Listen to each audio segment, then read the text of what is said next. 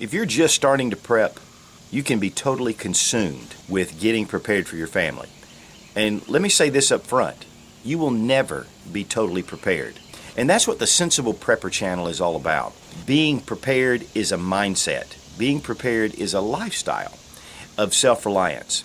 And so that's what we want to look at today. You know, there are so many different areas, whether it's the fires out west, whether it's massive power outages in the Northeast, or whether it's tornadoes that have come through and ravished a lot of our area, hurricanes, all those type things.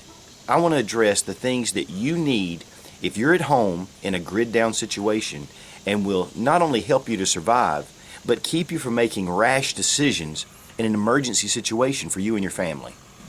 Now, when building your survival kit, the most important way to gauge and to measure what you're doing is the rule of threes. And the rule of three states that you have 3 minutes without air, you have 3 hours in harsh environmental conditions and exposure, you have 3 days without water, 3 weeks without food. So these are some things that we first base our survival plan on, and then we go from there. But one of the most important elements of the survival kit is going to be your first aid. Because if you are in a tornado, if you're in a fire, if you're in something, there are usually injuries, and you need to be able to treat those injuries. You need to be able to take care of them. And also, just to keep the body in good shape, having some antibiotic cream to put on your if you cut yourself, because that can really turn into something nasty if you're in a grid down situation and you can't necessarily get to a hospital and there's no medical attention. So having a first aid kit is number 1 on the list. Now, the number 2 thing that you need to think about on the list is water. This is number 2 in importance. Many people go ahead and go with food, but we need to take care of water first. Again, 3 days without water. You need 1 gallon of water per day per person to survive. And really 2 gallons of water per person is much better, because that gives you extra water for hygiene and cooking and things like that. But you definitely need to take care of your water supply. This is a 5-gallon container. I got this at Walmart. I think they're about $5 or $6. Instead of going and buying just 5 1-gallon milk jug type waters, you can buy one of these and fill it up with tap water. And you have a much better storage system, and you're going to keep a lot of the sunlight out that you want in those clear water containers. You also have water in your home, as in your hot water heater. You also have water in the toilet tank, not the bowl, but the toilet tank that you can use and drink. Listen, if the power goes out, do not flush the toilet. Leave the water in there. It could come in handy later on. Number 2 on the list is food. Now, we can live 3 weeks without food, but you begin to lose energy and you begin to lose mental acuity if you don't have food. So whether you go and just buy basic canned food, which is a great way to do it, or in just little soup mixes, this is a great way to be able to supplement and have some food on hand. And then you can rotate this out. Most of this stuff is really just great stuff to eat, and you really want to stick kind of with what you do eat. But if you want a little more peace of mind and something you can just put back without worrying about, an emergency food supply kit like this has 203 servings, has a 25-year shelf life. This really gives you a lot of peace of mind. 2,063 calories per day. So this is a 12-day meal plan. These are available at Walmart. They're not available at all Walmarts. But to tell you where people are going right now with their survival is that there is a demand for these. These run about $65 or a little less. I would highly recommend something like this. Now, number 4 is a good emergency radio. And one of the reasons why you need an emergency radio is because you can get weather. You can find out what's going on all around you. This one is a hand-cranked radio. It will use batteries. There are some solar-powered ones that are pretty cool as well. This one has shortwave on it, and it has some other features, a light and a siren and all that, but that's just extra. You definitely need to know what's going on around you, so this is number 4, very important in your survival kit. Okay, number 5 is flashlight, and you need to have a couple of really decent flashlights. These have the CR123s, but I'm going to give you a word of caution. And what I have in my actual survival kit is 2 AA flashlights, because AA's are very plentiful. They're easy to come by. and the batteries last for a while. The one thing about the CR123s is the batteries will last 10 years because they're lithium, and you could store this away and keep it for a long time. But 2 flashlights with batteries, that is an incredible security tool. Plus, it just gets, if a grid down situation occurs, you're going to have some light if you need it. Number 6 is your security. A pistol, and some people will put this higher on the list. Since I already own a pistol, I'm thinking more or less what's going to happen in a real survival situation, a grid down situation.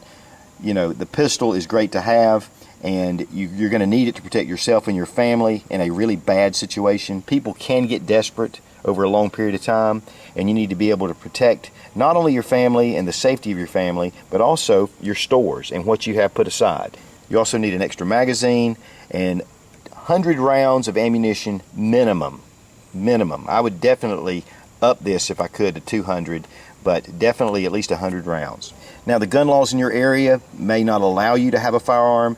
You need to consider whether it's a knife, whether it's a baseball bat, whatever it is that you can use to defend yourself and your family, or some non-lethal options, pepper spray, some stuff like that. But those are just temporary to ward off attackers, and so you need to really put together a security plan, and whatever you need, that is number 6 on the list. Now, I would put cash on that list, and cash is going to be important in a grid down situation. Cash is king. ATMs may be out, the banks may be closed because if the electricity's out. Stores will not be able to accept credit cards. I've been in that situation before. So having at least $100 in cash is important, and I would definitely not have a $100 bill, but try to break that down into 20s, 10s, 5s, and 1s. In case they can't make change, and you'll save some of your cash that way. Resist the temptation, though, to pull it out of your bag. Keep it in there. Now, number 8 is fire starter, and fire starter is really high on the survival tool as far as in a bug out situation or if you're away from your home.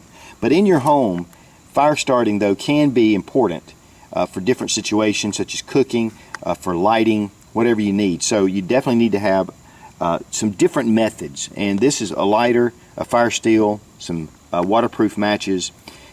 But one of the things about starting a fire is it can be fairly difficult, and so one of the things that I like to keep in my fire package is some tinder or a way to really get some fire going. I've done a review on this fire puck. I would highly recommend this, and it's a matchless fire starter, and it's just incredible. It'll burn in anything, but you may be in a situation where there's rain and it's difficult to get a fire started. Number 9, having a good knife. You may have some kitchen knives and some other things like that, but having a good, sturdy, fixed blade knife can be important for different tasks. And this K-bar, it's been around, and I'll tell you what, this is an incredible survival tool. You may have tools and things around the house that you can supplement with this, but if you're in a limited space like an apartment and you're relying on small, thin kitchen knives, you're going to really need something that's a tool that can pry and do some other things, not just cut. This can also be used in your security element as well. And number 10 would be your cooking. You can typically eat something cold if you need to, but if you need to heat up some water and it's a grid down, you need to have some way to do that. And this is just the Coleman stove with the propane. You can also use your grill, your propane grill, and make sure though that you have plenty of fuel for your stoves. If you're able to build a fire and have a fire pit, you need to have some kind of mesh to go over it or some way to be able to set pots on. But whatever, you need definitely to have some way to cook. It may be just boiling water to purify the water. So there are a lot of reasons why having a source to be able to cook is highly important. Now, those are the top 10 survival items for your survival kit. Put this together, it'll give you a lot of peace of mind, and then from there you can either decide to increase, or you can have this put back and know that you're at least basically prepared for a tough situation. Now, this isn't an all-encompassing list, it's just the top 10, and this will give you a basis to either build on, or it will give you peace of mind, and it'll help you to be really ready in case the lights go out. Be strong, be courageous. God bless America. Long live the Republic.